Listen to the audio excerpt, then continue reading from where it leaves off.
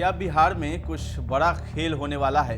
सूबे के दो सियासी दिग्गज नीतीश कुमार और लालू यादव आखिर क्यों बार बार मुलाकात कर रहे हैं? सीट शेयरिंग का ही मामला है या फिर विपक्षी इंडिया गठबंधन में पीएम फेस को लेकर फंसा पेच अहम मुद्दा है?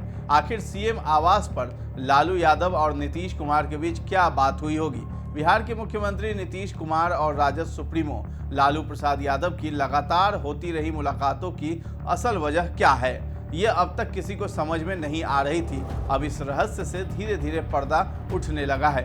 महागठबंधन के साथ आने से पहले भी नीतीश कभी कभार लालू यादव के घर जाया करते हैं। इधर हफ्ते में वे 2 बार मुलाकात के लिए राबड़ी देवी के आवास पर पहुंचे थे, लेकिन ये पहला मौका है जब लालू यादव खुद गुरुवार को नीतीश कुमार के घर पहुंच गए।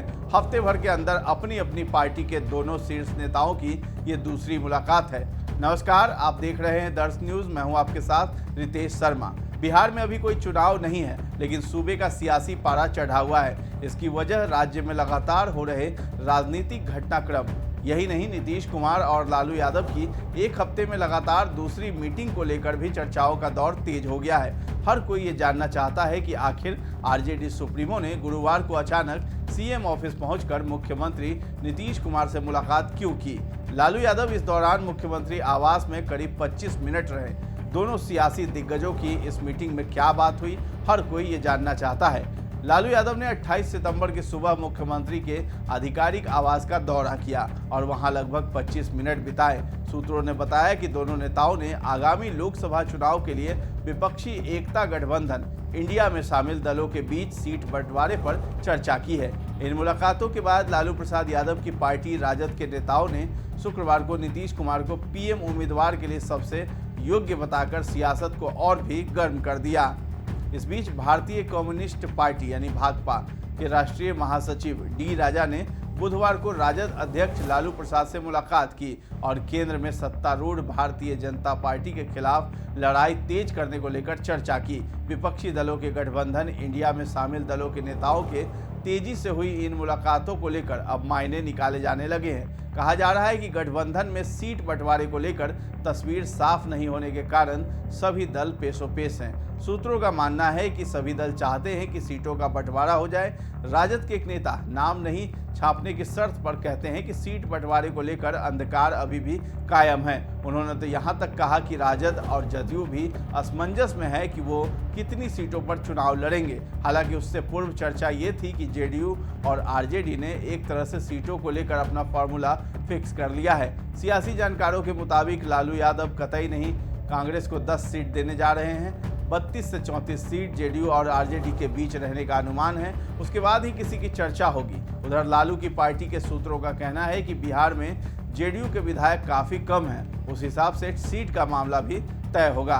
बता दें कि नीतीश कुमार की पार्टी टूट जाएगी। उनकी पार्टी के कई नेता एनडीए नेताओं के संपर्क में हैं। ये दावा उपेंद्र कुशवाहा, आरसीपी सिंह और चिराग पासवान अक्सर करते रहे हैं। खुद नीतीश कुमार हाल के दिनों में कई मौक़ों पर बीजेपी के प्रति अपनी नज़दीकी का एहसास कराते रहे हैं। इससे उन अटकलों को हवा मिलती रही है कि नीतीश कुमार का मन फिर से डोल रहा है। ऐसी आशंका का पुख्ता आधार भी है। साल 2005 के पहले से ही बीजेपी के करीब रहे नीतीश ने लगातार 15 साल तक बीजेपी के साथ बिहार में सरकार चलाई है। पहली बार साल 2015 में उन्होंने बीजेपी से अलग होकर आरजेडी के साथ विधानसभा का चुनाव लड़ा और उनकी पार्टी को खासा कामयाबी भी मिली थी।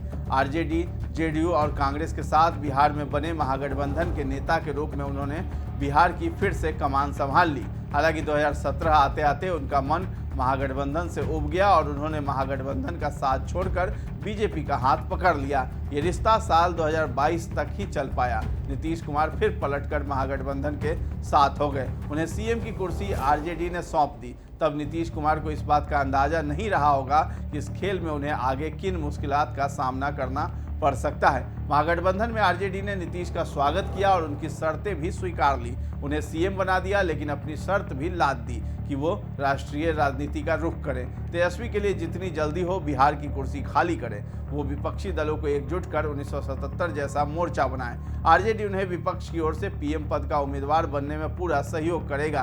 नीतीश अपने तिकड़म में तो उस वक्त कामयाब रहे, लेकिन उन्हें अपनी औकात का तभी पता चल गया जब सोनिया गांधी से मुलाकात के लिए उन्हें लालू यादव का सहारा लेना पड़ा।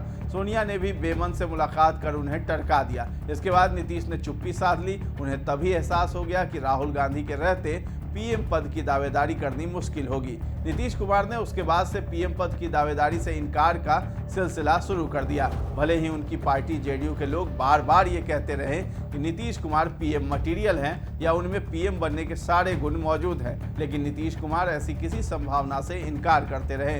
यहाँ तक कि बाद में जब कांग्रेस के राष्ट्रीय अध्यक्ष मल्लिकार्जुन खड़गे ने उन्हें बातचीत के लिए बुलाया और विपक्षी दलों को एकजुट करने का टास्क दिया, तब से नीतीश कुमार खुलकर ये कहने लगे कि वो पीएम पद के दावेदार नहीं हैं। जिन विपक्षी दलों से उन्होंने एकजुटता प्रस्ताव के साथ मुलाकात की, उन सबको आश्वस्त किया कि वो पीएम बनने की रेस में नहीं है। बहरहाल विपक्षी गठबंधन इंडिया तो बन गया, लेकिन नीतीश कुमार को संयोजक बनने की चर्चाओं पर विराम लग गया। अब तो ये उम्मीद ही खत्म हो गई है। नीतीश कुमार को अब एहसास हो रहा है कि बीजेपी का साथ छोड़कर उन्होंने बड़ी गलती कर दी। पीएम और संयोजक बनने की बात सपना हो ही गई। अब उनके सामने अपने 16 सिटिंग सांसदों को दोबारा उम्मीदवार बनाने के लिए पापड़ बेलने पड़ रहे हैं। नीतीश अगर लालू से मिलने बार बार जाते रहे तो इसके पीछे यही वजह है। लालू कुछ बोल नहीं रहे, जिससे नीतीश कुमार की बेचैनी बढ़ती जा रही है। भरोसेमंद सूत्रों के मुताबिक आरजेडी ने लोकसभा टिकटों के बंटवारे के लिए विधायकों की संख्या को आधार बनाने की बात कह दी है। ऐसा हुआ तो नीतीश कुमार का सारा खेल बिगड़ सकता है। नीतीश कुमार को वो बात भी आरजेडी ने याद दिला दी है कि विधायकों की संख्या को आधार बनाकर ही उन्होंने बीजेपी से बराबर का हिस्सा ले लिया था। महागठबंधन के घटक वाम दल भी यही बात कर रहे हैं। टिकटों के बंटवारे का यही आधार तय होता है तो नीतीश अपने सिटिंग सांसदों को टिकट नहीं दिला पाएंगे। ऐसे में टिकट से वंचित जेडीयू के नेता दूसरे दलों का रुख करेंगे, तब जेडीयू के टूटने की आशंका बढ़ जाएगी। नीतीश कुमार को पार्ट में टूट का भय ही सता रहा है।